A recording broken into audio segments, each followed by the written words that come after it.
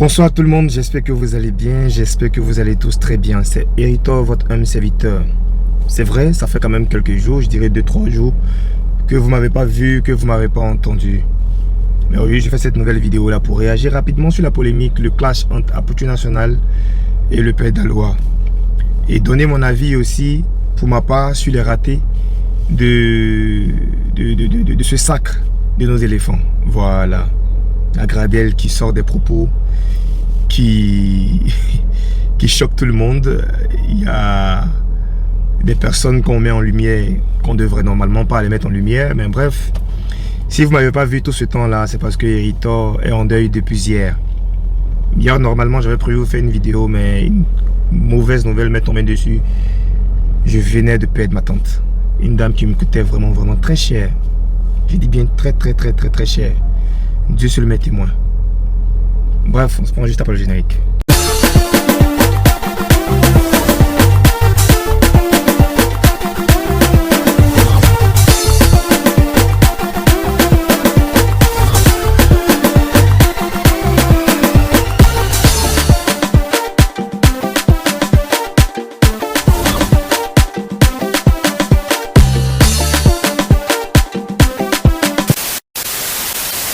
Clash Aputu National, le Père Daloa. De vous à moi, chers abonnés, qui a raison? Dites-moi en commentaire, voilà, parce que je pense pour ma part que vous comme moi avons écouté et avons vu les différentes vidéos des deux parties et je tenais vraiment à avoir déjà votre avis en commentaire avant de vous donner mon avis, avant de vous donner ma réaction sur cette affaire de clash là.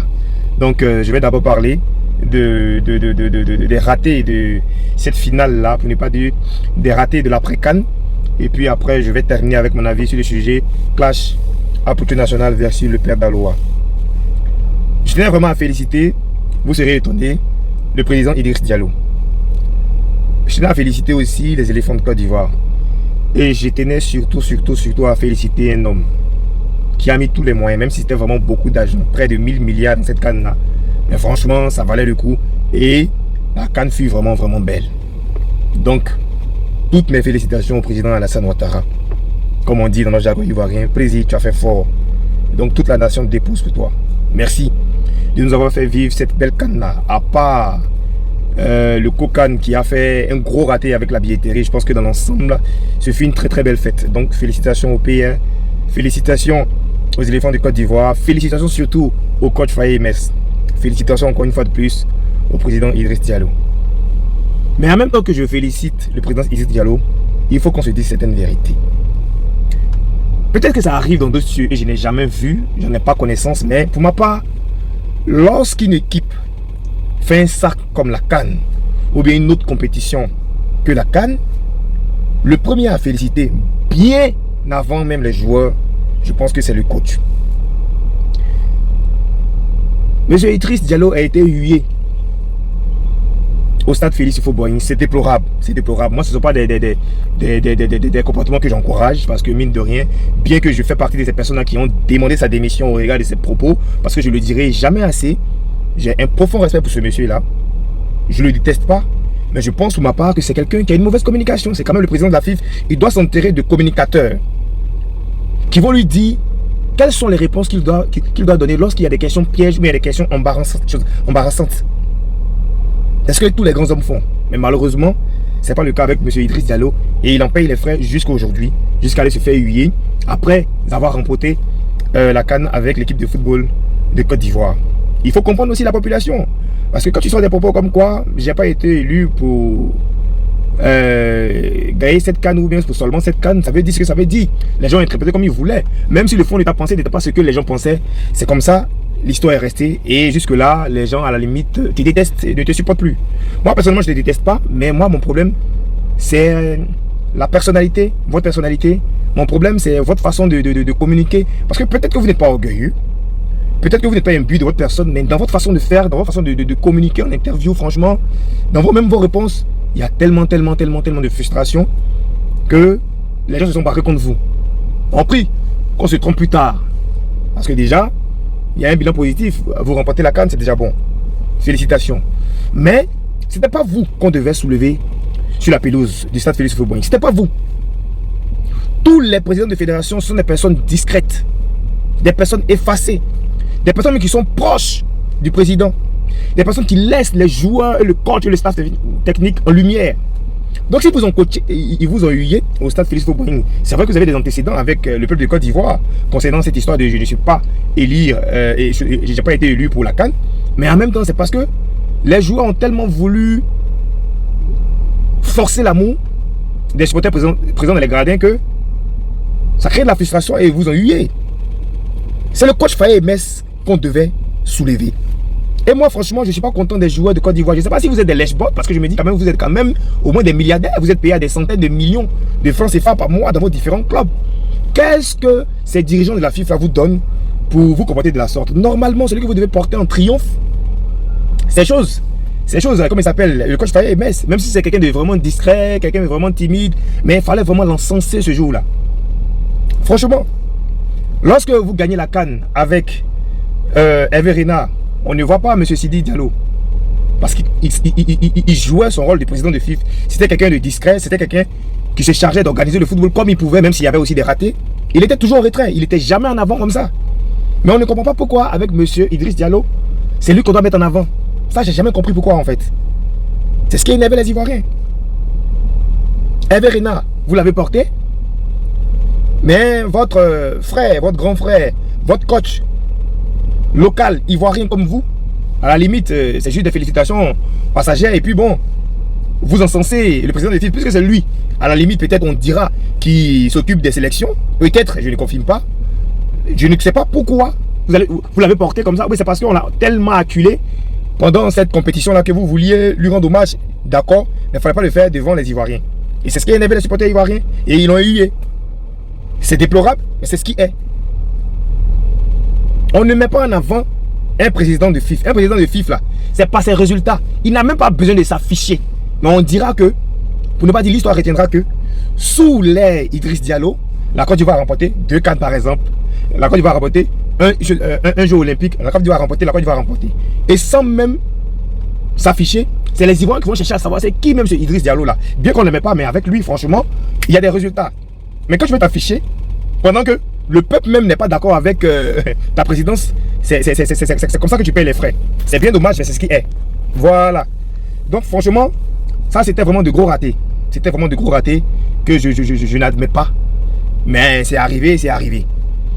Je tenais aussi à dire que j'espère que tous les joueurs auront les primes. Parce qu'on ne comprend jamais.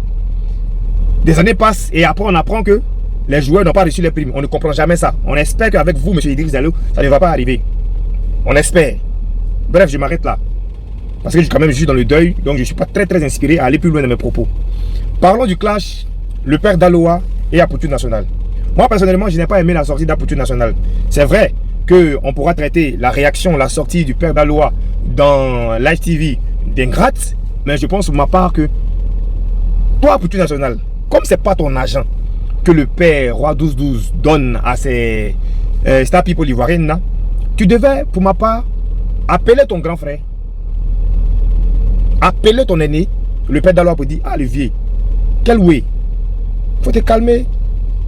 Toi, mais tu sais comment ça s'est passé, faut te calmer, appeler le vieux, on essaie de lui demander pardon, on va trouver une solution. Mais quand tu sors et puis tu fais des révélations comme le Roi 12 a payé une voiture pour prendre le locataire et le père d'Aloa vient nous dire non, il a juste complété, tu vois un peu ce que ça fait. C'est comme si des gens, toi, tu veux salir pour les autres et bien t'afficher. C'est-à-dire tu vas avoir une très bonne image vis-à-vis de ce monsieur-là pour rentrer toujours dans ses bonnes grâces. Je ne dis pas que c'est ça ton objectif, mais ça ressemble.